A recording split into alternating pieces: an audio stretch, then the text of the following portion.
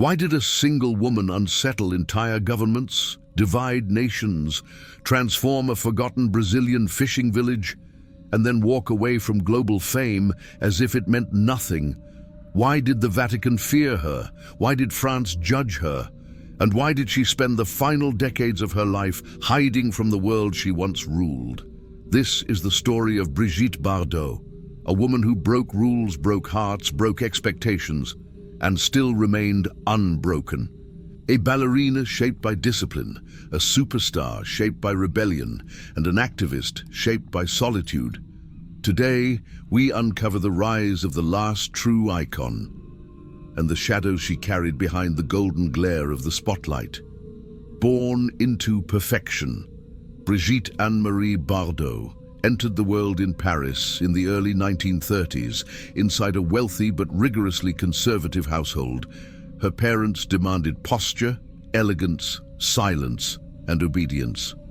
Her childhood was a choreography of rules. At only 7, she began classical ballet training, discovering not just discipline, but a physical language that would later captivate the entire planet. Her legs, her strength, her balance, all forged long before cameras ever pointed toward her. But destiny shifted when she turned 15, a photograph that started a revolution.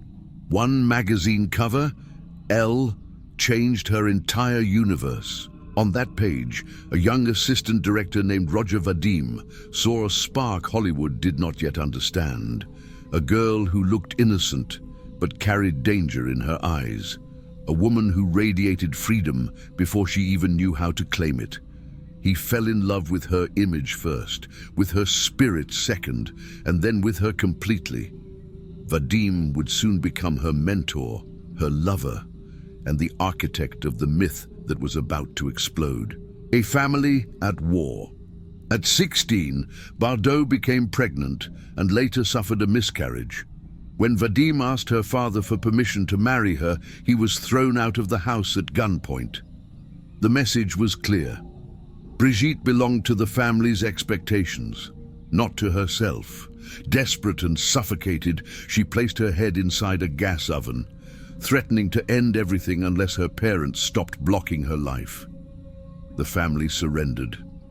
At 18, she married Vadim, but the emotional storms were only beginning. The film that redefined desire. In the mid-1950s, And God Created Woman premiered, and cinema would never be the same. Bardot's barefoot dance, her hair cascading over her shoulders, the sweat on her skin catching the studio lights like liquid fire. It was more than a performance. It was a liberation. The Vatican condemned her as the very incarnation of sin. Across Europe, the film was denounced as immoral. Across the world, audiences were hypnotized. A new cultural phenomenon was born, Bardolatry. And Brigitte Bardot became the first modern global sex symbol. Long before television reached every home, long before celebrity culture existed. She didn't just break rules, she created new ones. The hysteria around her Bardot could not take a single step without triggering mayhem. Crowds surrounded her, photographers stalked her, journalists built careers around her personal life. But beneath the glamour, her emotional world was cracking. A storm of loves and losses. She moved through relationships with a depth of feeling that bordered on self-destruction. Roger Vadim, the mentor lover who shaped her myth, Jacques Charrier, the husband who became the father of her only son, Gunther Sachs, the billionaire who sent roses from a helicopter, Serge Gainsbourg, the musician who wrote a forbidden masterpiece for her, Bob Zaguri, the flamenco player who would carry her all the way to Brazil. Every romance turned into a headline. Every heartbreak turned into a collapse, and the world consumed every detail. The pregnancy she could not bear. In 1959, Brigitte Bardot became pregnant with actor Jacques Charrier. But this was no joyous announcement. It was a prison. For months, she lived locked inside her apartment, curtains sealed, paparazzi on rooftops, unable to walk outside even for medical appointments. The pressure crushed her. Years later, she described the experience with a phrase that enraged an entire nation. She said the unborn child felt like a tumor feeding on me. When her son, Nicholas, was born in 1960, she felt no emotional bond. Soon after, Sharia took full custody. France turned brutally against her. The press called her selfish, unnatural, monstrous, and the weight of it all pushed her into darkness. A birthday filled with silence.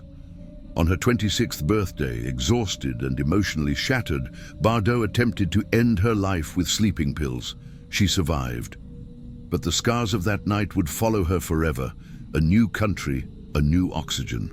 In 1964, Bardot arrived in Rio de Janeiro with her boyfriend, flamenco athlete Bob Zaguri. Rio erupted. Crowds, chaos, cameras everywhere. She needed an escape.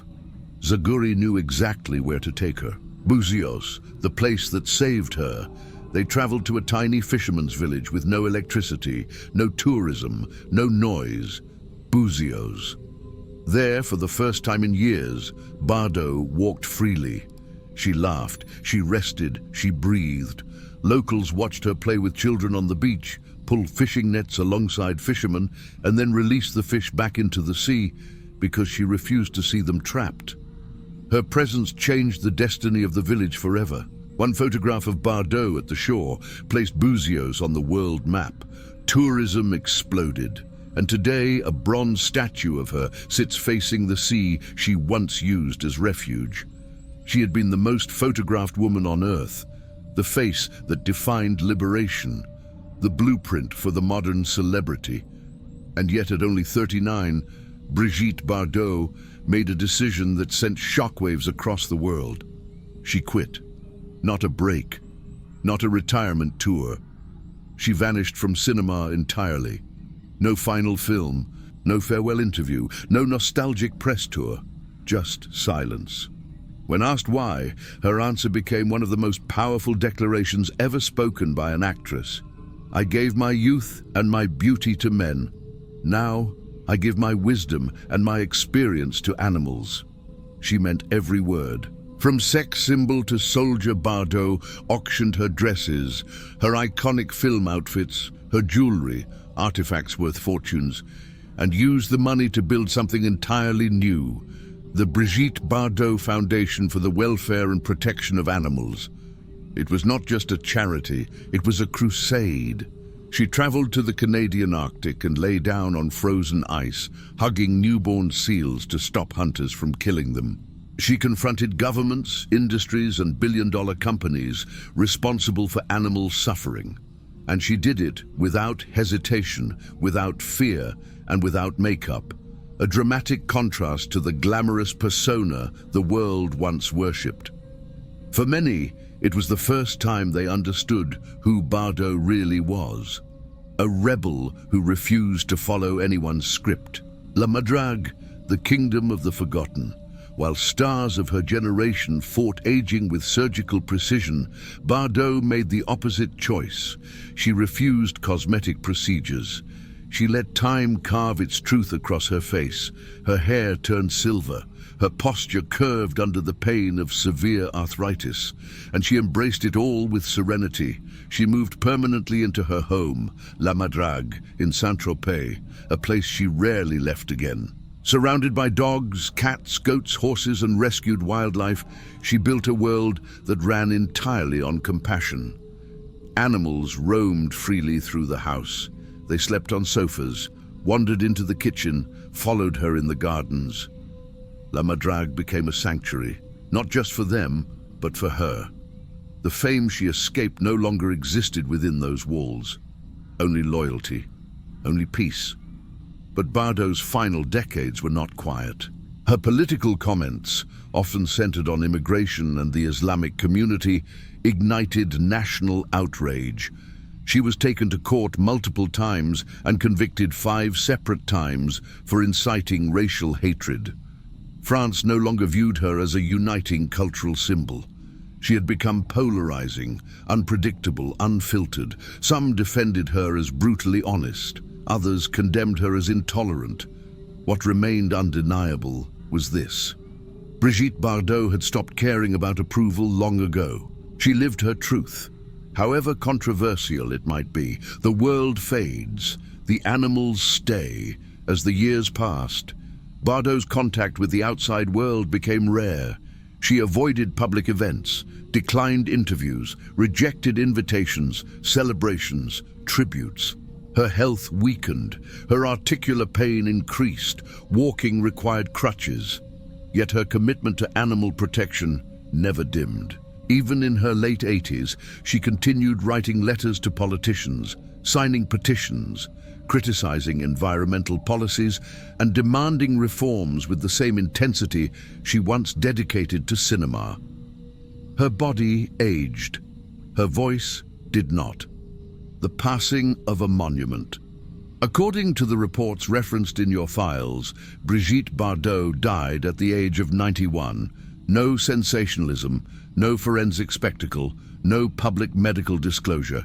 Her passing was treated with dignity and respect, the natural closing of a long, turbulent, extraordinary life. Across Europe, Asia, the Americas, and especially Brazil, news outlets revisited her legacy. Old interviews resurfaced. Clips from And God Created Woman lit up timelines. Photographs from Bucios reappeared, reminding Brazil of the day a French woman transformed an entire coastline. At La Madrague, the house fell silent. The animals she loved remained, living symbols of the mission that defined the second half of her life. And once again, as it had happened so many times before, the world wondered who Bardot truly was. Brigitte Bardot defied every category.